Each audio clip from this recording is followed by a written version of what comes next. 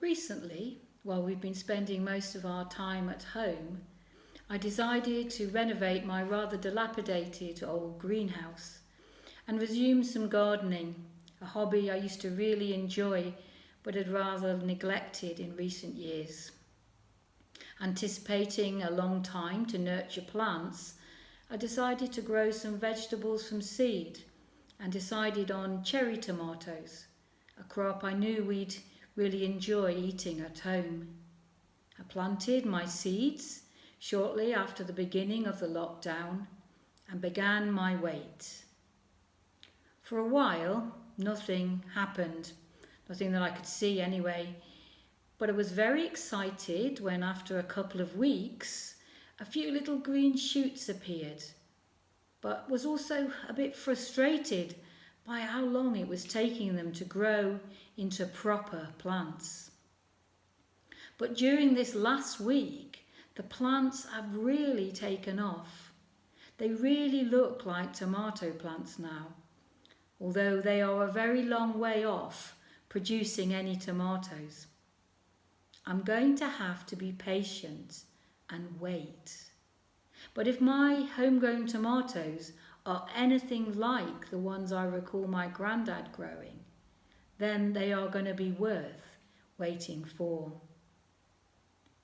Our Old Testament reading today comes from the book of Genesis, and it gives us an opportunity to reflect a little more on this theme of waiting, and I'd like to share the reading with you now.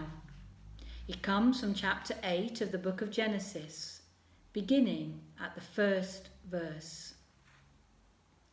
But God remembered Noah and all the wild animals and the domestic animals that were with him in the ark. And God made a wind blow over the earth, and the waters subsided. The fountains of the deep and the windows of the heavens were closed.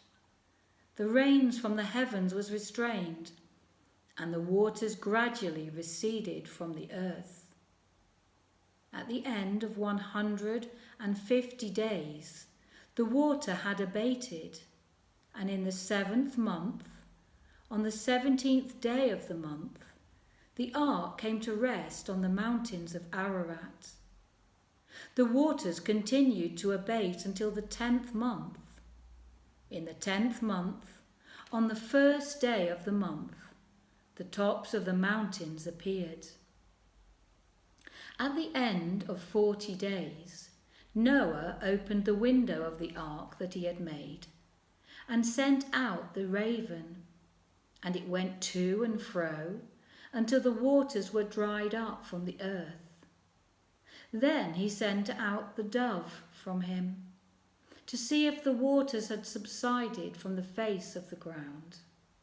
But the dove found no place to set its foot, and it returned to him to the ark, for the waters were still on the face of the whole earth. So he put out his hand and took it and brought it into the ark with him. He waited another 7 days, and again he set out the dove from the ark.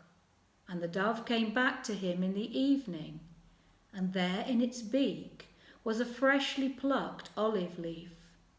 So no one knew that the waters had subsided from the earth. Then he waited another 7 days, and sent out the dove, and it did not return to him any more. In the 601st year, in the 1st month, on the 1st day of the month, the waters were dried up from the earth, and Noah removed the covering of the ark, and looked, and saw that the face of the ground was drying.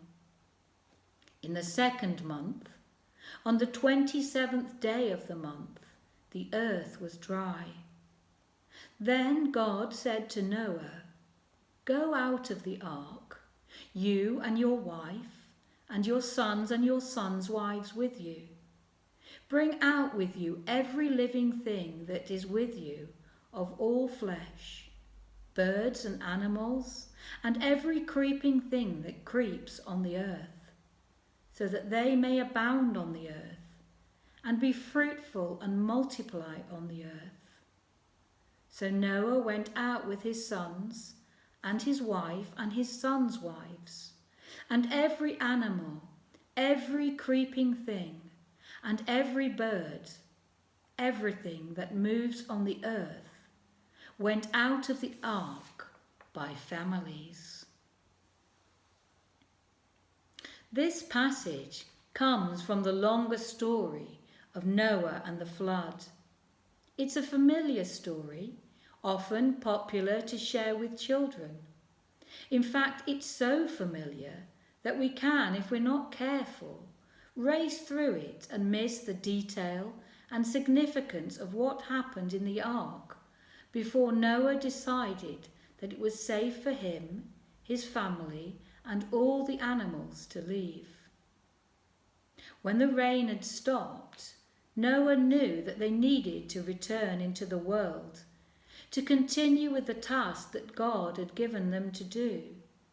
But he needed to make sure that the time was right. Using the best method available to him, Noah repeatedly sent out birds to discover if the waters had subsided from the earth, and eventually, when the dove returned with a freshly plucked olive leaf, Noah knew that the waters had subsided. And then? Well, then he waited, quite likely wanting to get on with the job they had to do and get out of that smelly ark, but knowing that he could not risk leaving too soon.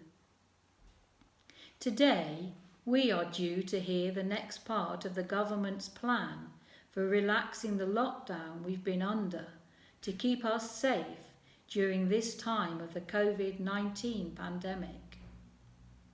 As we move into the next part of the UK's journey through this very strange time, government decisions will be made using the best scientific methods available. And like Noah preparing to leave the ark, we may discover that we need to wait a little while longer before we are ready to leave the safety of the lockdown. When Noah, his family and the animals were eventually able to leave the ark safely, they discovered that the world had changed and things would never be the same. When we are able to move on from the current lockdown, we will discover the same. The most tragic aspect being the fact that in the UK alone, already over 30,000 people, and probably far more by the end of the pandemic, over 30,000 people will be missing. They will have died. Last Friday, we commemorated 75 years since VE Day, and Her Majesty the Queen made a speech to the nation. In the speech, she recalled that the people who made the ultimate sacrifice in the Second World War were not there to join in the VE celebrations on the 8th of May 1945. And she suggested that the greatest tribute to those who had lost their lives then would be to ensure that it never happened ever again. As we recall the people that have died during this pandemic and the sorrow of their families and friends, wanting to ensure and waiting to make sure that things are as safe as possible for us all, especially the most vulnerable members of our communities. Well, this seems to be the greatest tribute we can pay to those who have lost their lives. We need to wait and follow advice so it doesn't happen again. We can't risk a return to the large numbers of deaths that we have seen in recent times.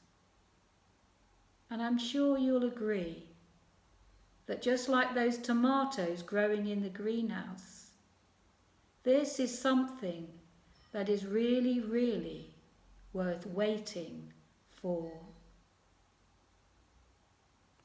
In the name of the Father, and of the Son, and of the Holy Spirit. Amen.